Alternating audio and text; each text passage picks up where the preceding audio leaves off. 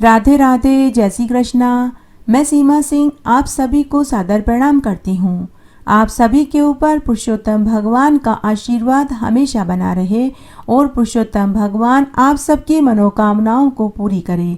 आइए अब हम पुरुषोत्तम मास का 11वां अध्याय सुनते हैं। सबसे पहले हम देख लेते हैं कि इस अध्याय में हम कौन सी कथा का श्रवण करेंगे। पुरुषोत्तम मास की इस अध्याय में ऋषि पुत्री का घोर तपस्या करना तथा शिवजी का उसे 5 पति होने का वरदान देने वाली कथा को सुनेंगे। साथ ही इस अध्याय में हम पुरुषोत्तम स्नान की कहानी सुनेंगे और अंत में पुरुषोत्तम भगवान की आरती सुनेंगे। आइए सबसे पहले हम पुरुषोत्तम मास का 11वां अध्याय सुनते हैं। नारद मुनि बोले कि हे महामुनि, ऋषि कुमारी जो तप मुनियों को भी दुष्कर कार्य है वह उसे कैसे करने लगी। वह तो एक अबोध बालिका थी। कृपया करके आप हमें उस कथा को सुनाइए। श्री नारायण बोले कि उस कल्याणी ने शांत सनातन 5 मुखी शिव का चिंतन कर अति दारुण तपस्या करने लगी। सर्पों के आभूषण, नंद और भृंगी गण से सेवित, 24 तत्वों और 3 गुणों से समन्वित, 8 महासिद्धियां, प्रकृति एवं पुरुष से युक्त, मस्तक पर अर्ध चंद्र एवं जटा मुकुट से शोभित ऐसे भगवान शिव का वह ध्यान करने लगी। ग्रीष्म ऋतु के सूर्य में पंचाग्नि के मध्य बैठकर तप करने लगी। हेमंत और शिशु ऋतु में ठंडे जल में बैठकर मुख को जल के ऊपर करके कठोर तपस्या करने लगी। उस समय वह ऐसे प्रतीत होती थी मानो जल में कमलिनी खिली हो। सिर के नीचे काले बाल ऐसे शोभित होते थे कि मानो लताएं घिर आई हो।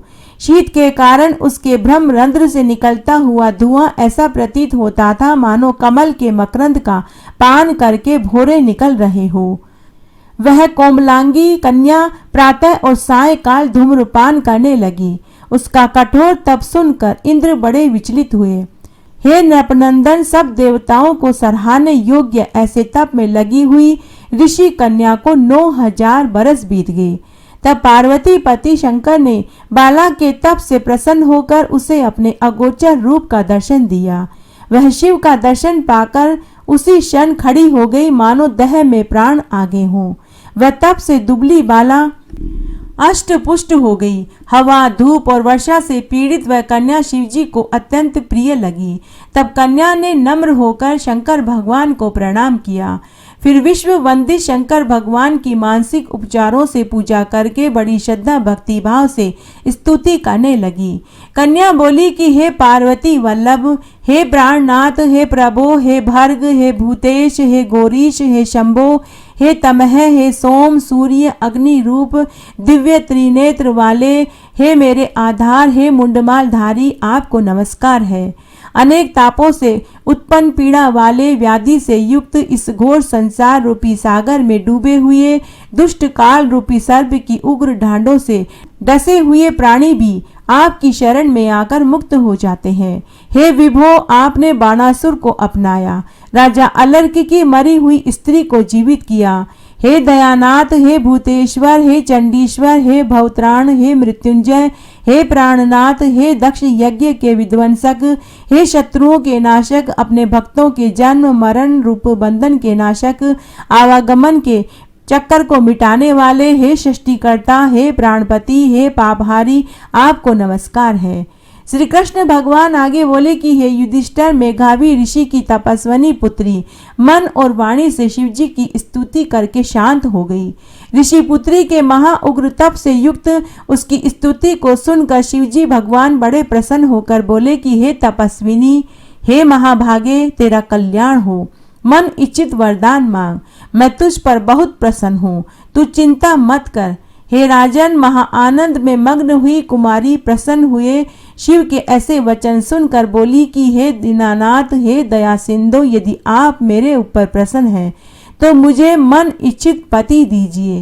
हे प्रभु, देर मत करो। हे महादेव, मुझे पति दो, पति दो, श्रेष्ठ पति दो। मैं पति मांगती हूँ, इसके अतिरिक्त और कुछ नहीं चाहती।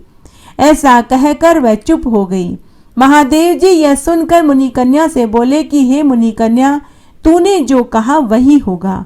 तूने 5 बार पति पति कहकर वरदान मांगा है, इसलिए हे सुंदरी तेरे 5 पति होंगे।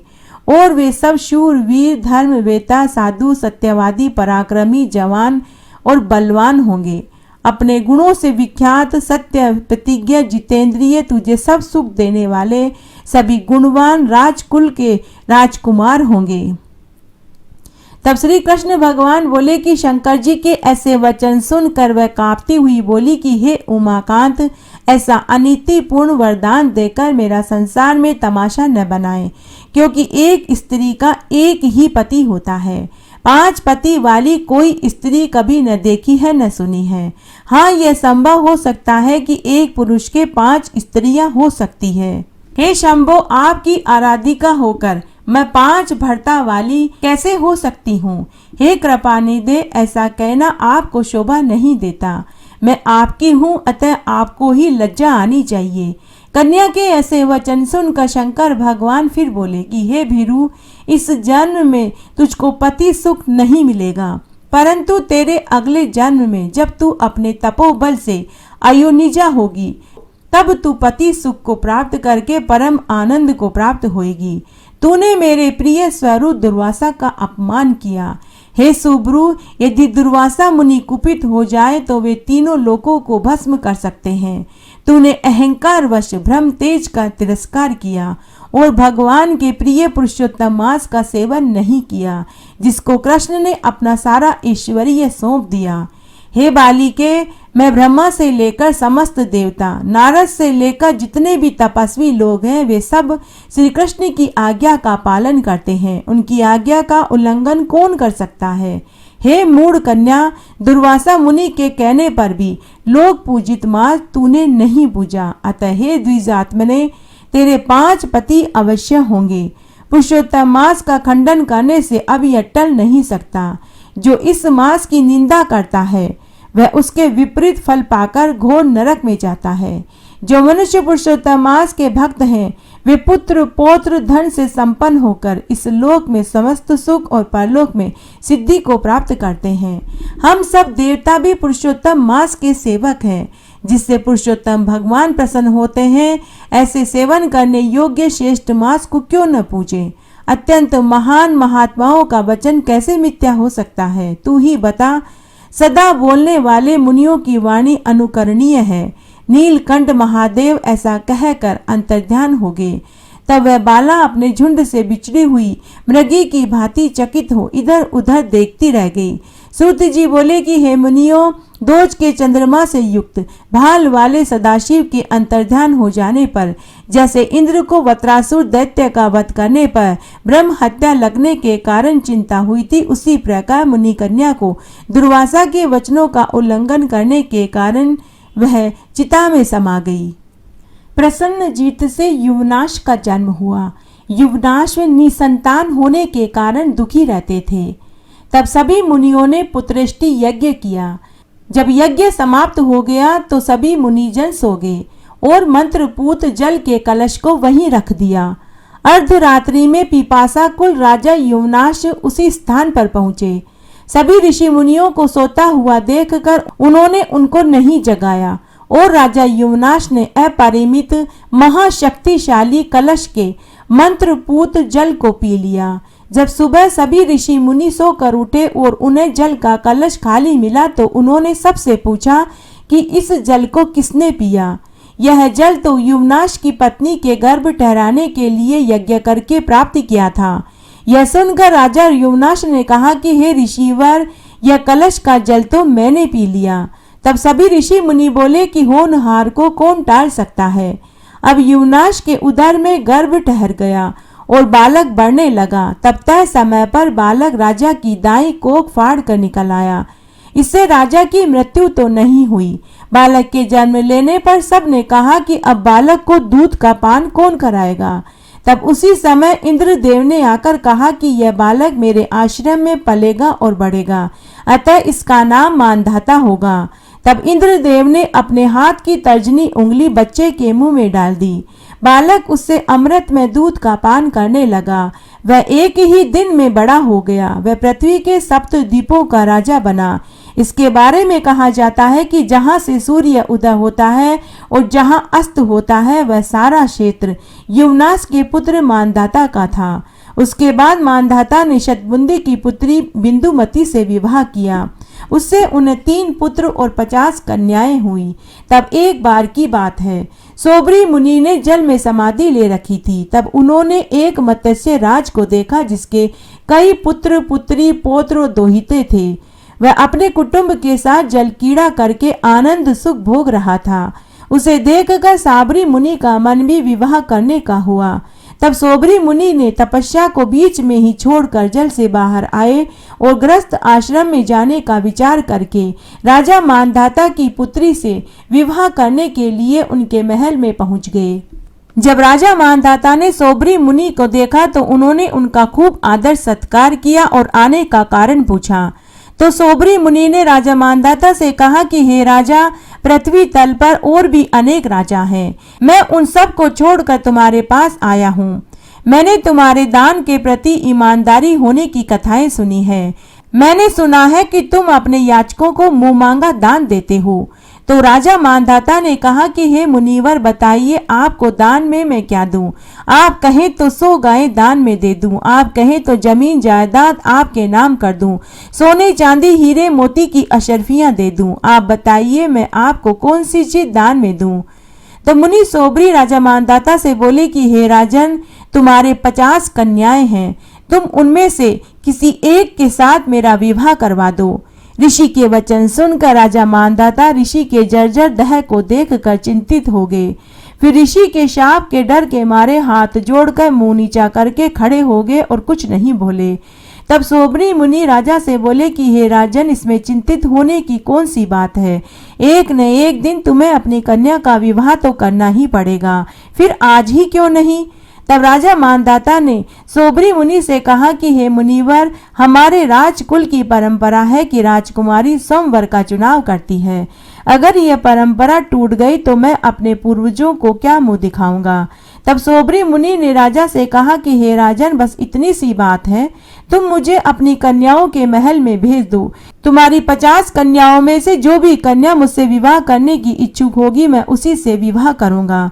तब राजा ने अपने एक अंगरक्षक के साथ सोबरी मुनि को अपनी कन्याओं के महल में भेज दिया। सोबरी मुनि ने उसी समय अपना रूप गंधर्व गण से भी मनोहर बना लिया। तब अंगरक्षक ने राजा की 50 कन्याओं से जाकर के कहा कि हे राजकुमारियों, महाराज ने इन ब्रह्म ऋषि को आपके पास भेजा है। आप में से कोई भी एक कन्या इनको विवाह के लिए वरण कर सकती है। तो उस सोबरी मुनि को जो उस समय रूपवान दिखाई दे रहा था, उन सभी कन्याओं ने वरण कर लिया। वे सभी राजकुमारियां उनसे विवाह करने के लिए आपस में लड़ने झगड़ने लगी। उन राजकुमारियों ने आपस में कहा कि मैंने इनको सबसे पहले देखा है, इसलिए मैं ही इनसे विवाह करूंगी। अंगरक्षक ने यह बात जाकर मानधाता से कही कि हे महाराज, आपकी सभी कन्याओं ने सोबरी मुनि को वरण कर लिया है। वे सभी इनसे विवाह करने की इच्छुक है। राजा मानधाता अब पछताने लगे कि मैंने क्यों इस मुनि को अपनी कन्याओं के महल में भेजा। तब राजा मानधाता को अपने वचन का पालन करना पड़ा और सोबरी मुनि से अपनी 50 कन्याओं का विवाह करके विदा कर दिया। सोबरी मुनि उन्हें लेकर अपने आश्रम में आ गई। वहां आश्रम में आकर सोबरी मुनि ने शिल्प कला के प्रणेता विश्वकर्मा को बुलाकर 50 महल एक जैसे बनवाए, जिनमें बाग बगीचे सरोवर सब एक जैसे थे। तब विश्वकर्मा ने आज्ञा का पालन किया। अब सोबरी मुनि अपनी सभी 50 रानियों के साथ सुखपूर्वक आनंद से रहने लगे। तब एक दिन राजा मानधाता पुत्रियों के स्नेहवश उन्हें देखने के लिए सोबरी मुनि के आश्रम में पहुंचे। वहां एक से एक 50 महल को देखा। वे बहुत ही सुंदर महल थे। तब उनमें से वे एक महल में पहुंचे और अपनी एक बेटी से पूछा कि हे पुत्री, तुम लोग सुखपूर्वक तो हो, तुम्हें किसी प्रकार का कोई कष्ट तो नहीं है? मुनि तुमसे स्नेह तो करते हैं, तुम्हें घर की याद तो नहीं आती? तब उनकी पुत्री बोली कि हे पिताजी, यह महल अति रमणीय है। उपवन, सरोवर, जलाशय से युक्त है। मोर कोयल सदैव यहाँ नृत्य करते हैं, कोयल कूकती है। खाने पीने ओढ़ने पहनने की सभी सुविधा है। गहने हीरे मोती के आभूषणों की कोई कमी नहीं है। अनेकों दास दासियां सदैव सेवा में खड़ी रहती है। हे पिताजी, मातृभूमि की याद तो सदैव आएगी, लेकिन हे पिताजी, मुझे सिर्फ एक ही बात का दुख है कि मेरे पति सदैव मेरे पास ही रहते हैं, मेरी दूसरी बहनों के पास तो जाते ही नहीं हैं। इस तरह राजा मानधाता एक एक करके अपनी सभी 50 कन्याओं के महल में गए। सभी ने एक ही उत्तर दिया। उसके बाद राजा मानधाता सोबरी मुनि के चरणों में प्रणाम करके बोले कि हे भगवान, आपकी योग सिद्धि का प्रताप ही मैं देख रहा हूँ। आपके जैसा वैभव न मैंने कभी सुना न देखा। तब राजा मानधाता निश्चित हो गए और उनकी बेटियां सच में गृहस्थ सुख भोग रही थी। उसके बाद सोबरी मुनि के 150 पुत्र हुए। तब एक दिन सोबरी मुनि मनी मन सोचने लगे कि कब मेरे पुत्र बड़े होंगे, कब इनका विवाह होगा, कब मैं अपने पोते पोतियों का मुंह देख पाऊंगा। फिर एक दिन उनकी यह इच्छा भी पूरी हो गई, लेकिन फिर से उनके मन में पोत्रों के विवाह और उनके भी पोत्रों को देखने की इच्छा जागृत हुई। फिर वे मनी मन सोचने लगे कि मन की इच्छाएं तो बढ़ती ही जा रही है, यह तो रुक ही नहीं रही। तब उन्हें याद आया कि जब मैंने जल में समाधि ली थी तो मैंने मत्स्य राज को और उनके परिवार को देखा तो मेरे अंदर विवाह की इच्छा पैदा हुई थी। तो मैंने राजकन्याओं से विवाह करके परिवार को 50 गुना बढ़ा लिया। अब आगे भी पुत्रों के पुत्र होंगे। यह ममता रूप विवाह संबंध बड़े ही दुख का कारण है। उसके बाद सोबरी मुनि ने पुत्र पौत्र और ग्रह सब को छोड़कर अपनी स्त्रियों को साथ लेकर वन में जाकर तपस्या करने लगे। जो कोई भी सोबरी चरित्र के इस महात्म्य को पढ़ता, सुनता और सुनाता है, वह 6 जन्मों तक दूर संतति को प्राप्त नहीं होता।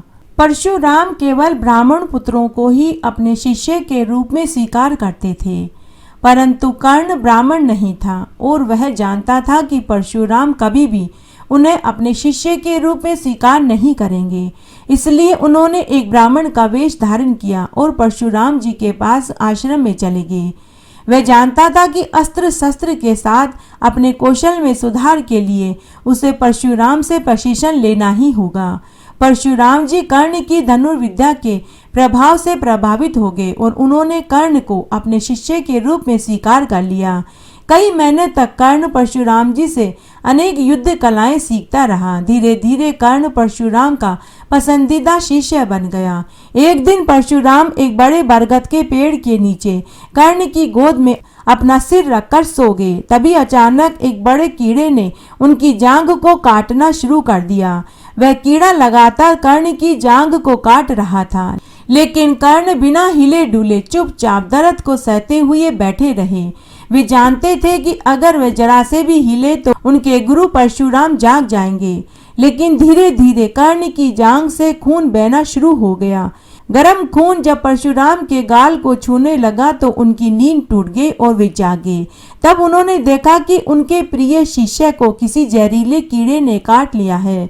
परशुराम कर्ण की सहन शक्ति देखकर आश्चर्य में पड़ गए। उन्होंने कहा कि सच सच बताओ तुम कौन हो, क्योंकि एक ब्राह्मण बहुत देर तक शारीरिक पीड़ा को सहन नहीं कर सकता। एक सच्चा क्षत्रिय ही ऐसे दर्द को सहन करने की शक्ति रखता है। कर्ण अपने गुरु से अब और अधिक झूठ नहीं बोल सकते थे।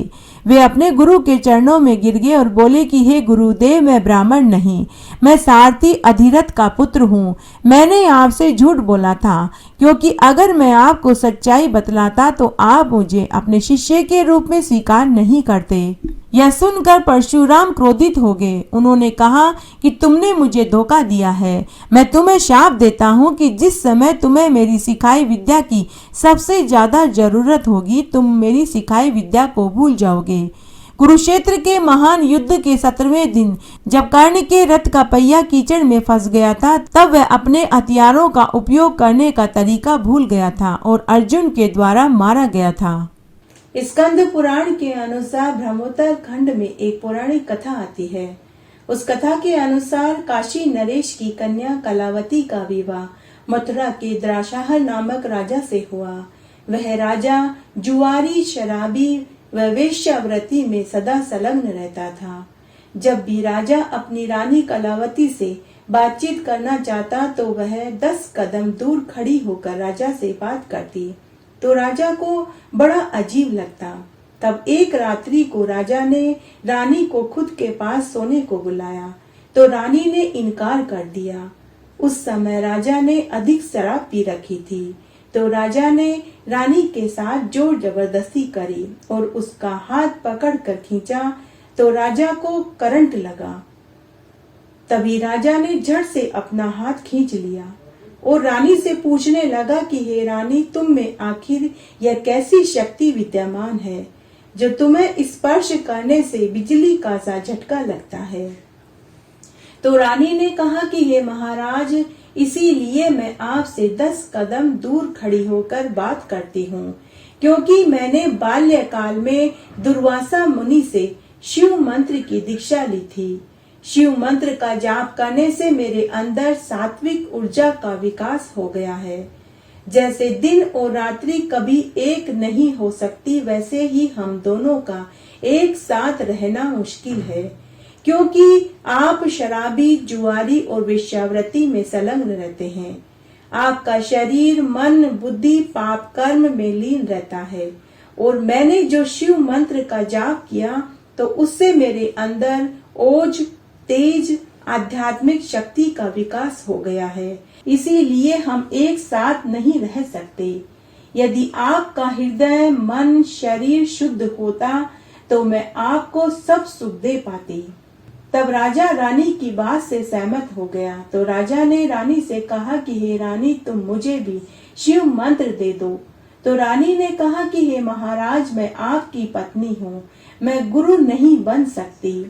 तब सोच विचार करने के बाद राजा रानी गर्गाचार्य ऋषि के पास गए। राजा ने उनसे गुरु दीक्षा ली। तब गर्गाचार्य ऋषि ने राजा के ऊपर अपनी दिव्य दृष्टि डाली, जिससे उनके जीवन भर के सभी पाप धुआं बनकर उड़ गए। फिर राजा ने भी शिव मंत्र की दीक्षा ली और वह भी पवित्र आत्मा हो गए। उसके बाद वे सुखपूर्वक जीवन बिताने लगे और इस जीवन के समस्त सुखों को भोग कर मरने के बाद विष्णु लोक को प्राप्त हुए। पुरुषोत्तम स्नान की कहानी। एक बार रत्नापुरी गांव था। उस गांव में सुमेधा नाम का एक ब्राह्मण अपनी पत्नी के साथ रहता था। दोनों ब्राह्मण दंपति भगवान विष्णु के परम भक्त थे। वे हर एकादशी का उपवास और व्रत करते थे और हर तीसरे साल में आने वाले पुरुषोत्तम मास का स्नान और व्रत करते थे। उस ब्राह्मण की पत्नी सभी शुभ लक्षणों से युक्त थी। विवाह के कई बरस बीत गए, लेकिन उन्हें संतान सुख की प्राप्ति नहीं हुई। दोनों ब्राह्मण दंपति हमेशा दुखी रहते थे। उस ब्राह्मण ने संतान प्राप्ति के लिए अनेक तरह के व्रत, उपवास और दान पुण्य और धर्म कर्म किए, लेकिन सब निष्फल हो गए। जब दोनों ब्राह्मण दंपति वृद्धावस्था को प्राप्त हो गए, तब एक दिन वह ब्राह्मण प्राण त्यागने के निमित्त अपनी पत्नी को बिना बताए घर से निकल पड़ा और घने जंगल में जाकर एक कुएं में कूद पड़ा। लेकिन कुएं में कूदने पर भी वह ब्राह्मण नहीं मरा। उस कुएं में एक बीमार, बूढ़ा, प्यासा अजगर था। ब्राह्मण तो मरने के निमित्त ही कुएं में कूदा था, लेकिन मरा नहीं। तो वह ब्राह्मण अजगर से बोला कि हे अजगर महाराज, आप मुझे खाकर अपनी भूख शांत क्यों नहीं करते? मैं तो मरने के निमित्त ही इस कुएं में कूदा था। तब अजगर ने कहा कि तुम कौन हो और तुम मरना क्यों चाहते हो? तब ब्राह्मण ने अजगर को पूरी सच्चाई बताई।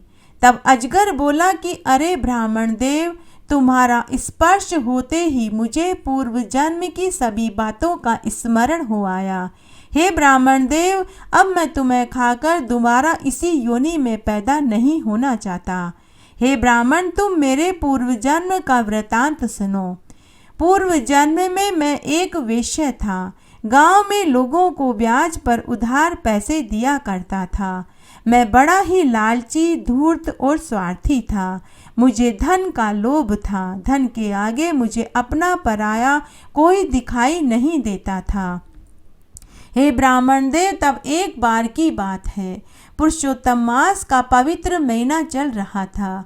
हमारे गांव का एक पंडित अपना सारा धन और स्वर्ण मेरे पास रख कर अपने माँ, पिताजी और पत्नी के साथ पुरुषोत्तम मास में स्नान करने बद्रिका धाम गया हुआ था।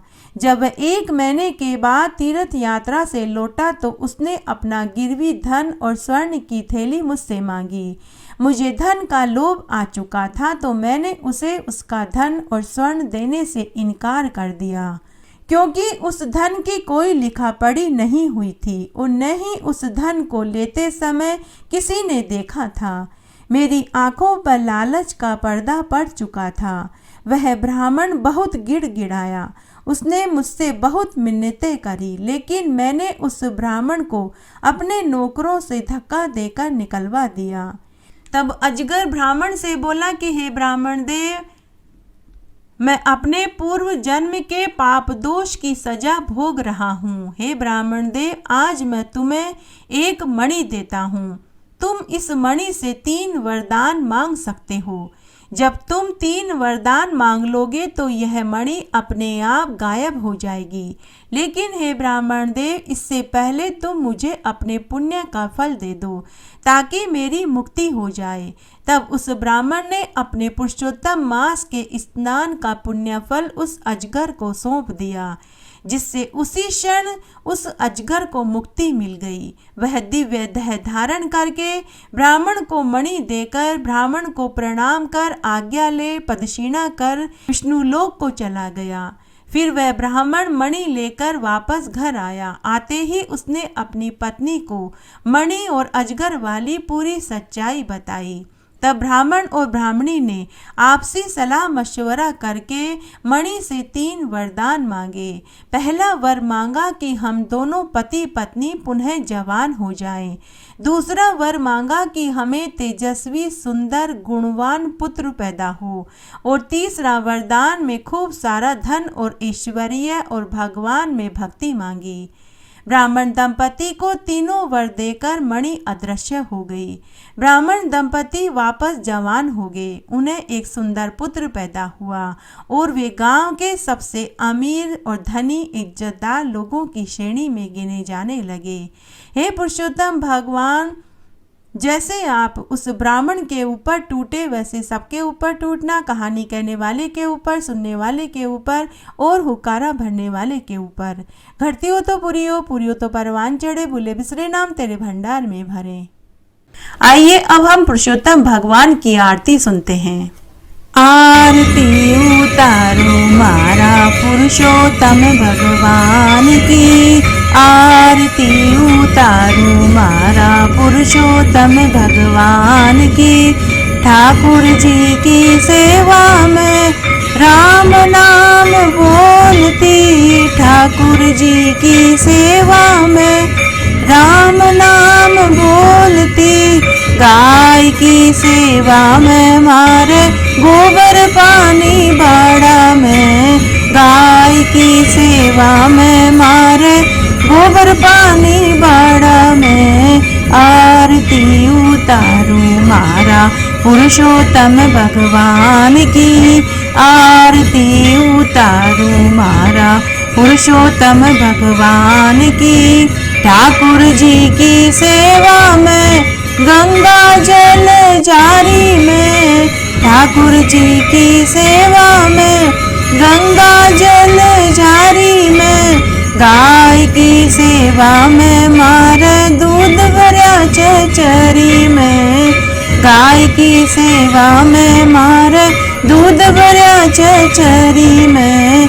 आरती उतारो मारा पुरुषोत्तम भगवान की, आरती उतारो मारा पुरुषोत्तम भगवान की। ठाकुर जी की सेवा में तिलक धरा चमचा में, ठाकुर जी की सेवा में तिलक धरा चमचा में।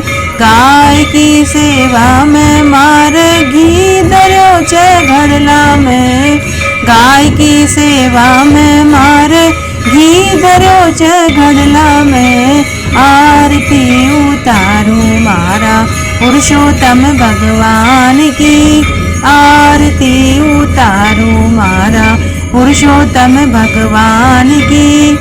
ठाकुर जी की सेवा में माखन मिश्री दोना में, ठाकुर जी की सेवा में माखन मिश्री दोना में, गाय की सेवा में मारे छाछ राबड़ी थाली में, गाय की सेवा में मारे छाछ राबड़ी थाली में। आरती उतारो मारा, पुरुषोत्तम भगवान की आरती उतारो मारा, पुरुषोत्तम भगवान की।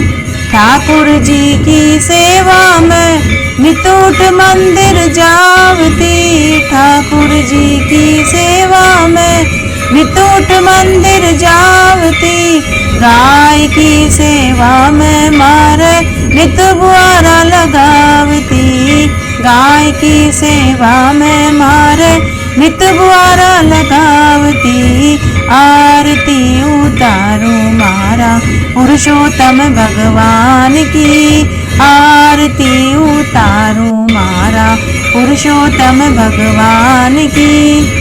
ठाकुर जी की सेवा में सखियां खड़ी छे मंदिर में, ठाकुर जी की सेवा में सखियां खड़ी छे मंदिर में, गाय की सेवा में मारे 7 ग्वाला आंगन में, गाय की सेवा में मारे 7 ग्वाला आंगन में। आरती उतारो मारा, पुरुषोत्तम भगवान की आरती उतारो मारा, पुरुषोत्तम भगवान की। ठाकुर जी की सेवा में तुलसी माला फेरती, ठाकुर जी की सेवा में तुलसी माला फेरती, गाय की सेवा में मारे गले कुमारी सोना की, गाय की सेवा में मारे गले कुमारी सोना की। आरती उतारो मारा, पुरुषोत्तम भगवान की आरती उतारो मारा, पुरुषोत्तम भगवान की। ठाकुर जी की सेवा में बैकुंठा में जावती, ठाकुर जी की सेवा में बैकुंठा में जावती, गाय की सेवा में मैं तो वेतरणी तर जावती, गाय की सेवा में मैं तो वेतरणी तर जावती। आरती उतारो मारा, पुरुषोत्तम भगवान की आरती उतारो मारा, पुरुषोत्तम भगवान की। इस तरह आज हमने पुरुषोत्तम मास का 11वां अध्याय सुना। आशा करती हूँ यह आपको जरूर पसंद आएगा। मेरे साथ बने रहने के लिए आपका धन्यवाद। आगे आने वाली कथा कहानियों के लिए भी आप इसी तरह मेरे साथ बने रहें। धन्यवाद।